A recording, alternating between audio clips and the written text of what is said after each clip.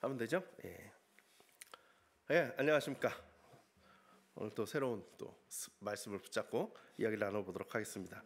오늘 말씀은 스바냐입니다. 예. 말씀드린 것처럼 나훔, 하박국, 스바냐 이 세 가지인데 저에게 은사는 짧은 말씀을 길게 하는 거라 다 세 장씩 짧은 본문들이 저에게는 주어졌습니다. 스바냐에 대해서 한번 알아보도록 하겠습니다. 스바냐는 제가 이렇게 연구를 해보면서 이름을 붙였는데 전통적 선지자입니다. 전통적 선지자입니다. 다른 분들 이제 우리가 지금 선지서를 쭉 공부를 하는데 저한테 맡겨준 선지자는 세 분이 다 특별하신 분들인 것 같아요. 물론 자기가 맡은 부분이 다 항상 특별하다고 여기겠지만 저한테는 아주 특별한 것 같아요. 뭐냐면 나훔서는 유일하게 자기 백성이 아니라 남의 백성에 대한 말씀을 전한 사람이에요. 이스라엘이나 유다에 대해서 이야기를 하고 있는 것이라 거기에 대해서는 아무 얘기도 없어요.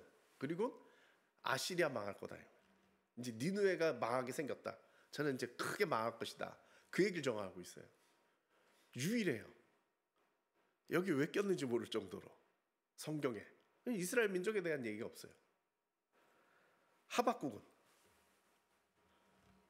지난주에 말씀드린 것처럼 백성한테 말씀을 안 전하고 자기랑 하나님의 관계 얘기를 하는 거예요. 자기가 품은 의문, 자기가 하나님한테 따지고 싶었던 얘기를 따지고 그 얘기를 들은 거예요. 백성에게 전해줄 얘기가 없어요. 실은 자기와 하나님과의 관계 유일해요. 자기와 하나님과의 관계만 적어놨어요. 근데 여기에 비해서 스바냐는 전통적인 선지자예요. 이 앞에 두 분은 좀 특이하신 분이었고 이 스바냐 자체는 전통적이에요. 그래서 1장 1절에 보면 선지서에 나오고 있는 아주 배경을 딱 정확하게 정리를 하고 있어요. 아몬의 아들 유다 왕 요시야 시대에 언제? 요시야 시대예요. 명확하게 내가 언제 활동했느냐 명확하게 나왔어요. 이런 선지자들이 몇 없어요. 나훔하고 하박국은 전혀 몰라요. 그냥 우리가 추정을 하는 거지 전혀 그런 언급이 없어요. 근데 명확하게 아몬의 아들 유다 왕 요시야 시대에 활동을 했다는 거예요. 두 번째 보여야 돼요. 스바냐에게 임한 여호와의 말씀이나 신탁이에요. 하나님께서 부르셔서 명확하게 스바냐에게 말씀을 주시고 그거를 갖다가 백성들에게 전하라는 얘기예요. 전할 말을 주는 거예요. 하나님이 명확하게 주는 거예요. 그래서 계속 그 선지사의 특징 중에 한 말씀인데 스바냐에 나오는 게 뭐냐? 하나님의 말씀하시기를, 하나님께서 말씀해 주시기를, 이런 얘기들이 계속 나오죠. 그리고 결정적으로다. 이 사람 족보가 나와요. 히스기야의 현손이요. 이게 뭐냐면 4대 할아버지라는 거예요. 그 밑으로 아마랴의 증손이요, 그다랴의 손자요, 구시의 아들이었더라. 네, 구시의 아들이었더라. 밑에서 올라가면 구시, 구다랴, 아마랴, 히스기야. 히스기야는 여기 나오죠. 히스기야 왕이에요. 그러니까 족보가 명확해요. 그러니까 왕족의 범계라고 하나요? 그러니까 왕으로 이어지는 히스기야, 므낫세, 아몬, 요시야로 이어진 저 족보가 아니라 할아버지는 같은데 히스기야 왕까지는 이제 왕족이었는데 그 밑으로 아마 이제 차남 쪽으로 흘렀겠죠? 그쪽으로 흐르면서 자기 족보가 왕족이라는 거예요. 유다의 왕족 출신이다. 지금 그 이야기를 하는 거죠. 이게 아주 이 스바냐 본문을 이해하는 데 있어서 상당히 중요한 핵심적인 포인트입니다. 자, 우리가 이제 말씀이 나와 있게는 순서가 나훔, 하박국, 스바냐인데 정리를 해보면 스바냐가 제일 오래됐을 것이다. 그 다음이 그 스바냐가 요시야 왕 때라고 하지만 요시야 왕의 초창기라고 볼 수가 있고, 나훔은 후반부, 후반부고, 하박국은 요시야 왕이 죽고 난 직후부터 여호와김 시대죠. 여호와김 시대를 했기 때문에 시대 순으로 보면 스파냐, 나움, 하박국이다 이렇게 볼 수가 있어요. 특히 왜 나움을 후반부로 잡았을까요? 나움은 이스라엘, 유다에 대해서 별로 할 말이 없었어요. 왜? 잘하고 있었으니까. 요시아의 종교개혁을 통해 가지고 이 유다 민족이 상당히 잘하고 있었던 때예요. 그러니까 거기에 대해서 말을 안 하고 옆에 나라 아시리아, 니네 우리를 그렇게 괴롭히더니 니네 완전 망했어, 이 이야기 전하는 거예요. 그래서 지금 스파냐 보면 상당히 부패상이 많이 나타나고 문제가 많은데, 그거는 그 요시아 왕이 올라서기 전이었다, 이런 것들을 이해할 때 이제 스파냐, 나움, 하박국 이렇게 역사를 정리하는 거예요. 예. 이 이야기를 할까 말까 하다가 너무 좀 학술적이지 않나 싶어가지고, 그래도 알고 있는 게 좋겠잖아요. 우린 수준이 되니까. 자, 전통적 스파냐. 첫 번째, 이 사람은요 왕족처럼 주류에 속한 사람이다, 이렇게 이해를 하고 있어요. 저는 이런 거 이렇게 쫓아다니는 걸 좋아해가지고 어떻게 그걸 알 수 있느냐? 첫 번째는 예루살렘에 대해서 정확하게 알고 있어요. 지리, 당시의 정세, 그리고 상황 구체적으로 나와 있어요. 예루살렘에 대해서 어문이 있다는 거. 이 어문이라는 게 이제 그 물고기 얘기예요. 네.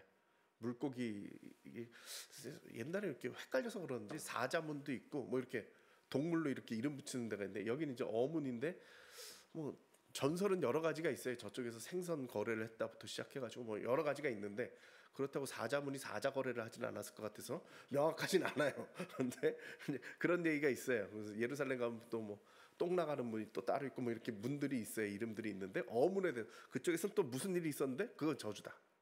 이 구역이 있대. 이 구역은 누군지 어딘지 모르겠는데 또 이 구역에 대한 얘기도 있고, 작은 산들에 대한 이야기도 있어요. 그러니까 지리가 명확한 거예요. 예. 옛날로 치면은 한양도성이 어떻게 생겼는지 잘 아는 사람이 얼마나 될까요? 극히 드물겠죠. 뭐 좀 엉뚱한 얘기인지 모르겠습니다만, 평양, 북한 사람들이 평양에 뭐가 있는지 알겠어요? 지방 사람들이 모르겠죠. 근데 이 사람은 예루살렘에 잘 살고 있었던 사람이니까 지역마다 그 지역에 무슨 문제가 있고 어떤 저주가 있을 것이라는 구체적으로 얘기를 했다는 거죠. 두 번째는 예루살렘의 제약에 대한 이야기를 하고 있는데 명확해요. 상인들이 어떤 나쁜 짓을 했는지, 사기를 쳤다 이 말이죠. 상인들은 사기를 쳤기 때문에, 정치 지도자들은 또 무슨 잘못을 했기 때문에, 재판관들은 또 무슨 잘못을 했기 때문에, 예언자들과 선지자들은 무슨 잘못을 했기 때문에 이들에게 임할 심판이 있다는 거예요. 그러니까 예루살렘이 돌아가는 판국을 잘 알아요. 예루살렘이 돌아가는 판들을 너무 잘 알아요. 왕족이니까, 주류 세력이니까. 그래서 1장 8절에 보면 이런 얘기가 있어요. 여호와의 희생의 날에 내가 방백들과 왕자들과 이방인의 옷을 입은 자들을 벌할 것이며. 예. 요게 지금 핵심적인 내용 중에 하나의 재밌는 구절이에요. 방백과 왕자들은 왜 설쳤을까요? 요시아가요 8살에 왕이 됐어요. 8살에. 그러니까 애죠, 애. 8살. 민우가 몇 살이에요? 10살이에요? 그러니까 민우보다 어린 애가 왕이 됐어요. 그러면 그 8살짜리가 왕이 됐다는 얘기는 뭐냐? 주변이 다 설쳤다는 얘기예요. 어린애 세워놓고 내가 권력 잡아보겠다는 사람들이 이 주변에 많았다는 거예요.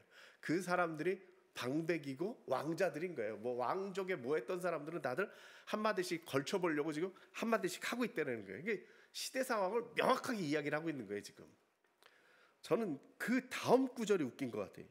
이방인의 옷을 입은 자들을 벌할 것이다. 이방인처럼 입고 돌아다니는 사람들이 있었던 거예요. 그 당시 유행이었겠죠. 우리나라도 한때 이렇게 됐었죠. 네.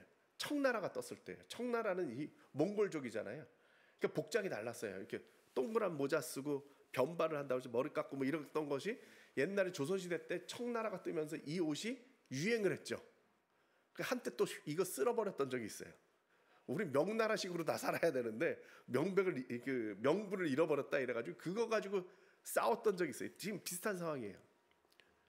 하도 좀 전에 말씀드린 것처럼 이 전쟁 나고 저 전쟁 나고 막 이방 민족들이 복잡하니까 여기다 자기가 바벨론 편이다 그러면 바벨론식으로 입었을 것이고 에집트 편이다 그러면 에집트식으로 입었을 거고 막 이런 사람들이 돌아다니니까 그런 사람 멸할 거래. 유행 쫓아가는 놈들은 멸망을 당할 것이다. 지금 그 얘기를 하는 거죠. 예. 또 하나 이제 이런 걸 보면 확실히 지금 스파냐가 왕족이고 예루살렘을 중심으로 하고 있는 주류 세력 중에 하나다. 이런 것들이 나타나고 있고요. 또 하나 이것을 볼 수 있는 것은 뭐냐? 2장에 이제 주변 국가들의 죄악과 벌에 대해서 아주 상세하게 적고 있어요. 블레셋은 그 당시에 5개 도시가 그 블레셋 이 바닷가 쪽입니다. 지중해 쪽으로 바닷가 쪽에 블레셋 세력들이 있었는데 그쪽에 도시들이 있었는데 그 도시마다 하나씩 지적을 하면서 이게 뭡니까 이렇게 저주를 이야기하고 있는데 재밌는 건 4도시밖에 없는데 한 도시는 이미 언급할 필요도 없을 정도로 망했대요. 그게 가시래요. 이 상황이 명확하게 드러나는 거예요. 그다음에 모압 족속이 있죠. 요 밑에 있죠.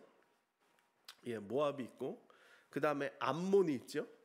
구스가 나와요. 여기 재밌어요. 구스는 뭐 하는 나라냐?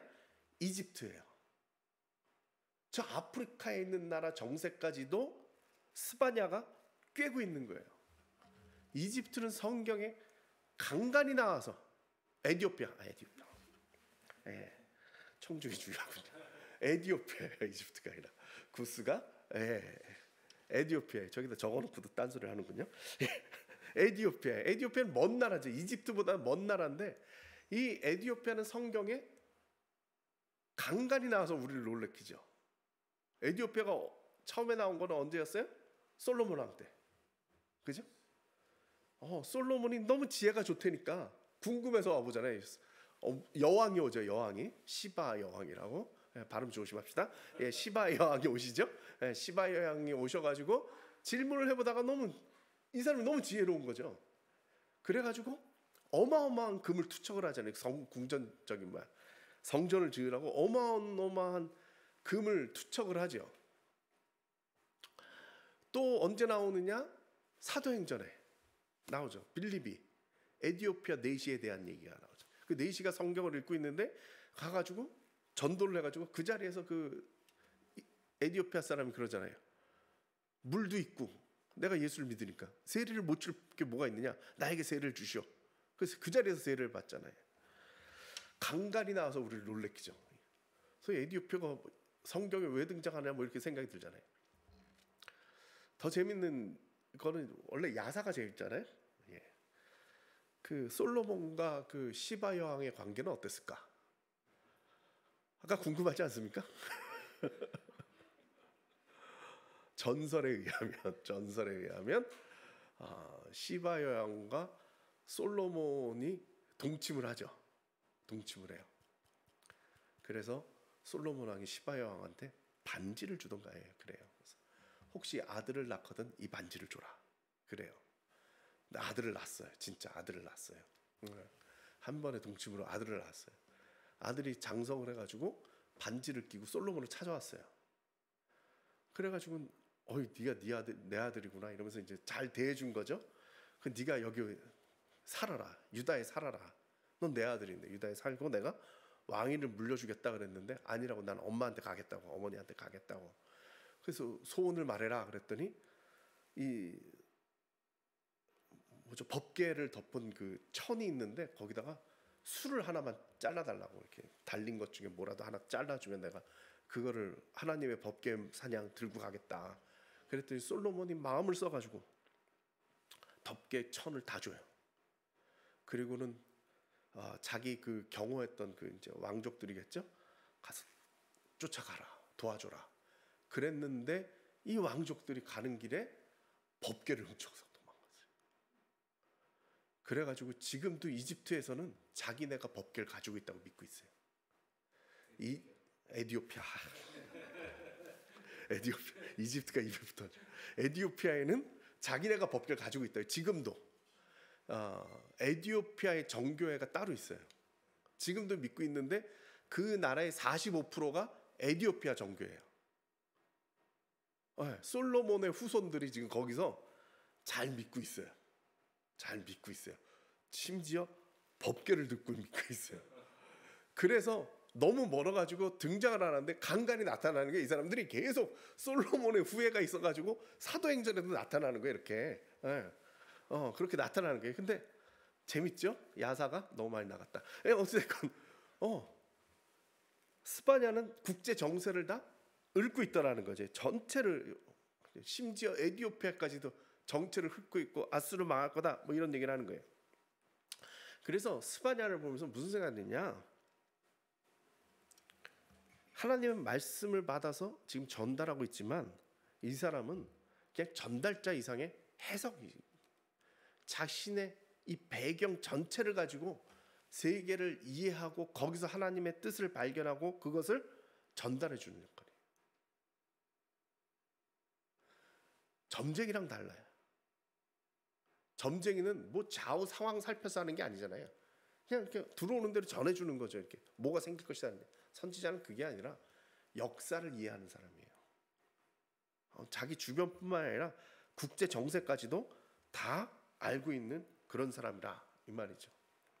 스바냐의 활동 시기는 아까 말씀드린 것처럼 요시야 초기일 것이다 라고 이해를 하고 있습니다. 그래서 예레미야랑 아마 같은 시기일 것이다 라고 이야기를 하고 있는 것이죠. 그래서 그 상황들을 이렇게 한번 본 것 같습니다. 구체적으로 이야기하기를 좀 더 이제 우리가 좁혀가는 겁니다. 탐정 좁혀가듯이 아마 요시야의 종교개혁 전이었을 것이다. 요시야가 8살 때 왕이 돼가지고 처음에는 헤맸어요. 자기 뜻이 없었겠죠. 근데 이제 성경에서는 쉽게 그냥 악했다 이렇게 표현을 하는데 그것이 8년이었어요. 그리고 제위 8년이니까 16살쯤 돼가지고 자기가 이제 뭘 판단을 할 수 있고 결정을 내리기 시작할 때 하나님의 뜻에 따라서 종교개혁을 일으켜요. 산당도 없애고 다 종교개혁을 일으켜가지고 백성들을 일으켜 세우거든요. 그러니까 이 앞에서 보면 이스라엘이 무슨 죄를 지고 있느냐 이렇게 구체적으로 나오고 있는데 여러 가지 신을 섬겼다는 거예요. 가나안 사람들의 그 신으로 농업의 신이에요. 바알이에요. 가나안 땅은 비옥하니까 이스라엘 사람들은 유목민이잖아요. 양 치고 뭐 이런데 바알 사람들은 농업을 했거든요. 그 신이 바알이에요. 바알이에요. 바알에 대한 얘기가 나와 있어요. 그 다음에 나오는 게 뭐냐? 하늘의 뭇별들을 섬겼다라는 거예요. 그게 아시리아식이에요. 1월 성신이라고 써놨는데 하늘의 뭇별들. 그래서 거기에 대한 그 경배를 했다라는 거죠. 그 다음 나오는 게 이제 리스트가 또 나와요. 말갑이라는 거예요. 이건 암몬 사람들이 섬기던 거래요. 암몬 사람들이 섬기던 신이에요. 그러니까 이 시대 지금 이 사람들은요, 자기네들이 데려올 수 있는 신들은 다 몰고 들어온 거예요. 하나님은 믿고 있지만, 하나님의 민족이라고 하고 있지만, 하나님의 백성이라고 하고 있지만, 주변에서 그래도 뭔가 잘 나갈 수 있는 신들은 다 끌어다가 모아 지금 섬기고 있었다는. 그러니까 요시야가 이걸 정리하기 전이었다라는 것을 볼 수가 있죠. 그리고 정치적 관원들, 왕자들, 아까 제가 이미 말씀드렸잖아요. 이런 사람들 활동칠 수 있었던 것은 아직 요시야가 자리를 잡기 전이었더라. 그래서 이 시대를 볼 때 아마 제2 8년 전까지의 시대를 지금 이야기하고 있을 것이다 이렇게 볼 수가 있고요. 스바냐서는 세 파트로 이어졌어요. 그래서 1장에서 2장 3절까지는 예루살렘에 대한 심판이에요. 아까 말씀드렸던 예루살렘에 있었던 그러한 일들이 있는데 그것들 때문에 너희들은 망할 것이다. 2장 4절부터 3장 8절까지는요. 아까 말씀드렸던 그 이방의 나라들에 대한 멸망에 대한 이야기예요. 그리고 예루살렘에 대한 이야기도 나와요. 이게 지금 상당히 중요하죠. 예루살렘은 지금 심판을 2번째 받고 있어요. 말씀 속에서. 이 상당히 중요한 포인트 중에 하나입니다. 왜? 구분이 없다는 얘기입니다. 좀 이따 자세히 설명을 드릴 텐데 이 말씀에서 지금 이야기하고 있는 건 뭐냐? 이 앞에 나왔던 뭐 모압과 암몬과 뭐 아시리아와 에디구스와 뭐 이런 나라들과 별반 다를 바가 없다. 하나님의 백성이라고 해서 니들이 봐줄 것 같아? 안 봐줘. 잘못한 건 똑같은 거야. 그 얘기를 하고 있는 거죠. 3장 9절에서 20절 똑같은 구조예요. 열방과 예루살렘의 소망이에요. 예루살렘만의 소망이 아니에요. 유다만의 소망이 아니라 열방과 함께 되어지고 있다. 요점 좀 이따가 같이 설명을 좀 드리도록 하겠습니다. 이 스바냐를 이해하기 위해서는 어떻게 제가 설명을 드릴까 막 고민을 하다가 테마 위주로 핵심적인 테마를 이야기를 하겠습니다.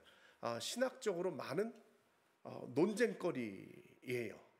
그러니까 일반적으로 잘 얘기를 안 할지 모르겠는데 신학적으로 스바냐에서 논쟁거리로 이야기하고 있는 것들에 대한 것들을 좀 살펴보도록 하겠습니다. 첫 번째입니다. 여호와의 날입니다.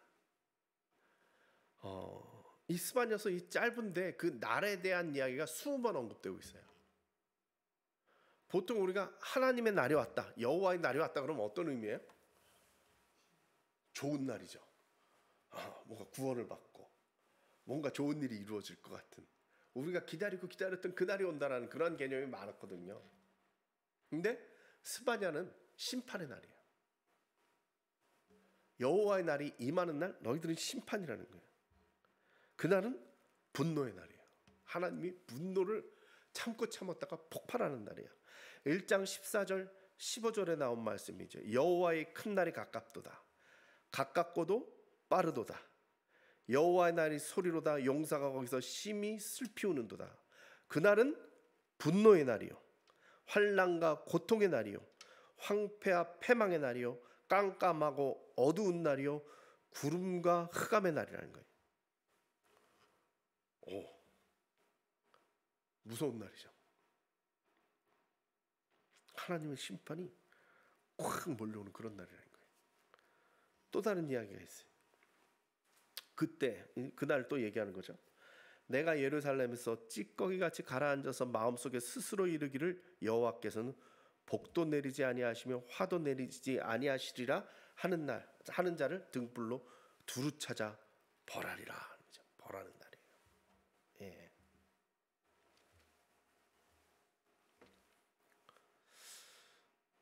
항상 우리들 마음속에 잊혀진 날이 있어요. 끝이 있다는 거예요. 끝이 있다는 거예요. 그래서 오늘 이 12절 말씀이 그거예요. 마음속에 스스로 이르기를 여호와께서는 복도 내리지 않고 화도 내리지 아니하리라. 인생이 이렇게 살 때가 많다는 얘기예요. 근데 하나님은 그들을 찾아서 벌을 내린 거예요. 그날에. 이런 생각 갖지 말라는 거예요.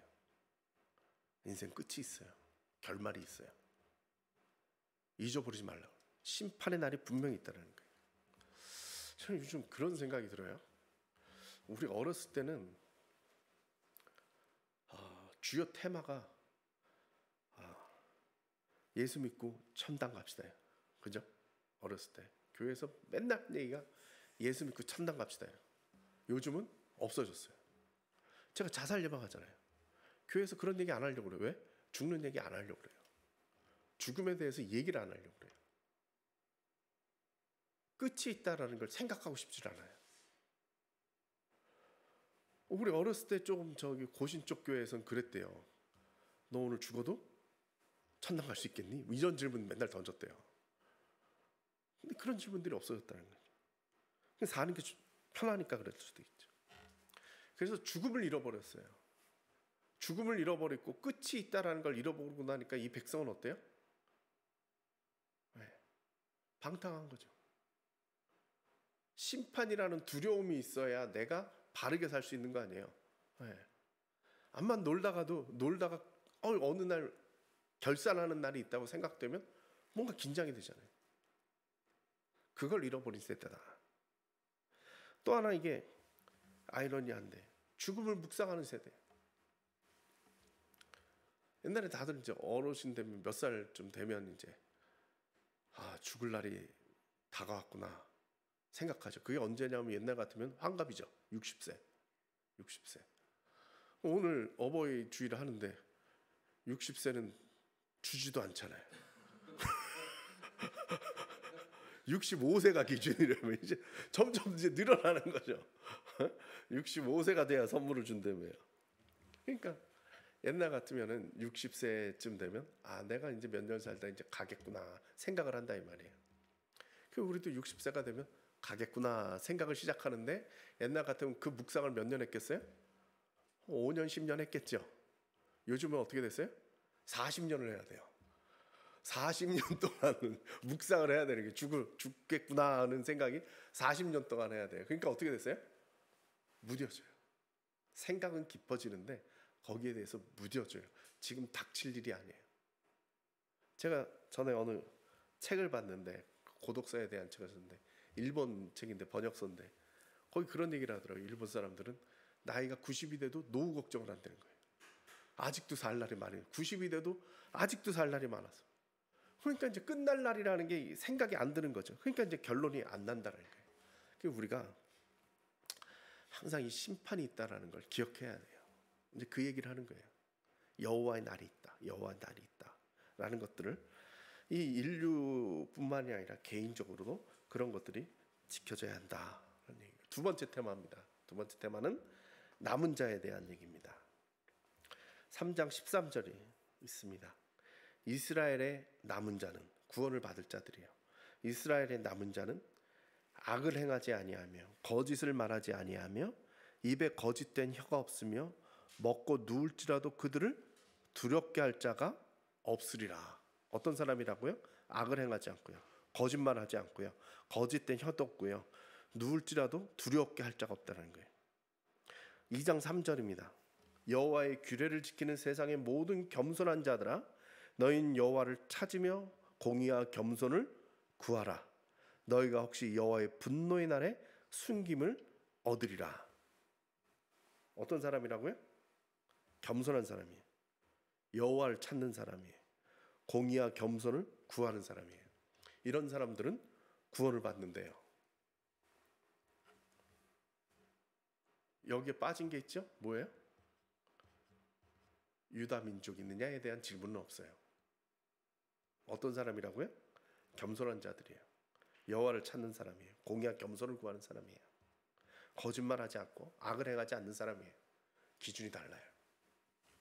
이전까지 사람들은 내내 그 생각을 했었어요. 우리가 이스라엘 민족이라면, 우리가 유다의 백성이라면, 우리가 하나님의 백성이라면 우리는 어떤 일을 해도 괜찮아요. 우리는 구원받을 거니까. 확정을 해놨으니까. 근데 그게 아니라고 지금 얘기를 하는 거죠. 그 남은 자들은 그런 사람들이 아니에요. 그 사람들은 이러이러한 조건들을 갖춰야 되는 사람이에요. 세 번째 테마입니다. 확정되지 않은 구원입니다. 1장 2절과 3절이 서론입니다. 여호와께서 이르시되 내가 땅 위에서 모든 것을 진멸하리라.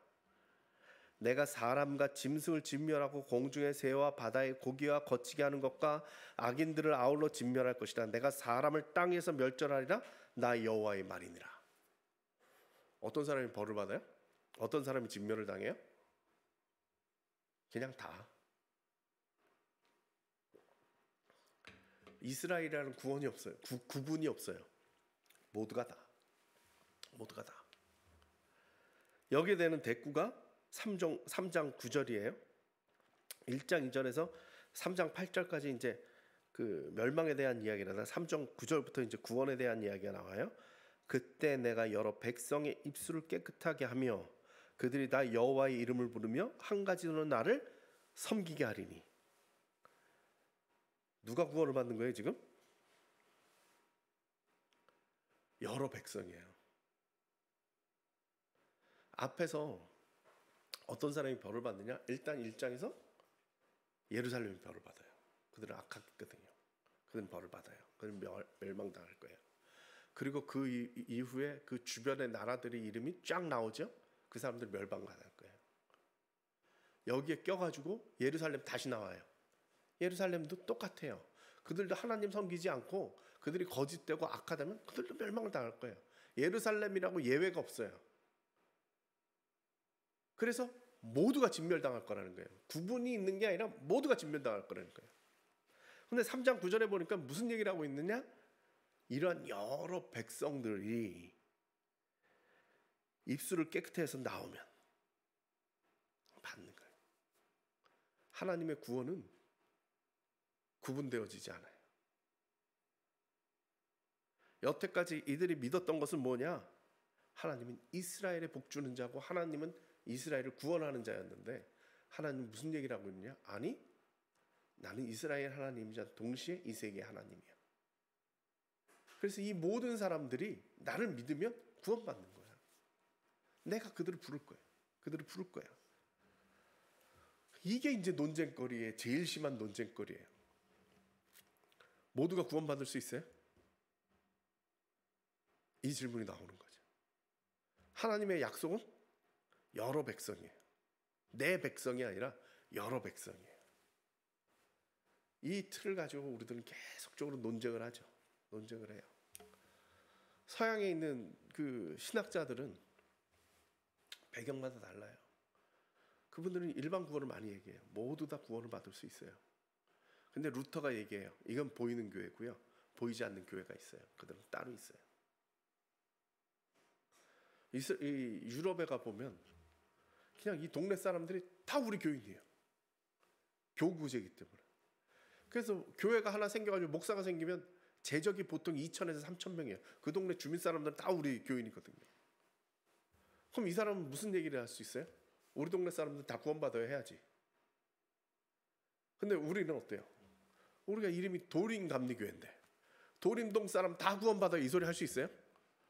이건 안 되는 거예요. 그래서 이 논쟁이 계속적으로 이어지고 있는데, 일단 스파냐는 기준이 명확해요. 너희들이 이스라엘이기 때문에 구원받는 게 아니야. 너희들의 행위가 무엇이냐? 너희가 하나님의 백성으로 그렇게 사느냐? 너희들이 의로우느냐? 너희들이 거짓이 없느냐? 이걸 명확하게 보고 그 남은 자들을 구원하는 거예요. 이게 바로 세상을 구원해 놓으신 하나님의 뜻이죠. 하나님 뜻이에요. 하나님께서 어느 한 민족을 만든 게 아니라 인류를 만드셨다면 우리는 이 고백이 가능하죠. 그래서 우리 그 함석헌 선생님이 항상 그 얘기를 해요. 인류는 다 같이 사랑해야지. 일본이 왜 우리를 미워하는지 모르겠다는 거예요. 왜? 하나님이 만드셨잖아. 아담과 하와로부터 해서 한 뿌리에 우리가 전 인류가 하나인데, 너 제하고 너 제하고 너 나쁜 놈이고 나만 구원받고 이거 안 된다. 이게. 그러한 이야기들이 우리들에게 전해지는 거죠. 스바냐서의 가장 핵심적인 구절, 우리들이 많이 알고 있는 건 노래로 알고 있죠. 그렇죠? 나의 하나님 여호와가, 너의 하나님 여호와가 너희 가운데 계시니. 그렇죠? 역시 혼자 부를 것 같아서 부를 수는 없습니다. 그러나 그 하나님께서 우리 가운데 나를 보면서 기뻐하실 수 있는 남은 자가 되시기를 간절히 축원합니다. 여기까지 하도록 하겠습니다. 감사합니다.